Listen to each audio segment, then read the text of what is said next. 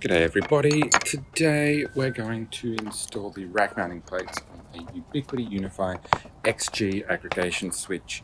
So it comes with a pair of these plates, but they're not mounted as standard.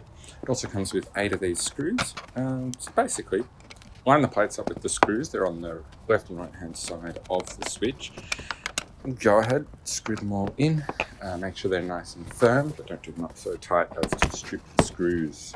Once the first side's done, we're just going to spin that around, and we'll do the same thing on the other side.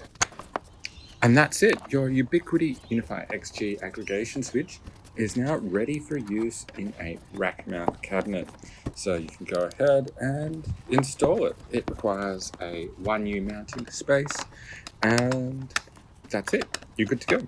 So I hope you found this video helpful. Be sure to like it and also subscribe to my channel for more videos like this from me. Bye for now.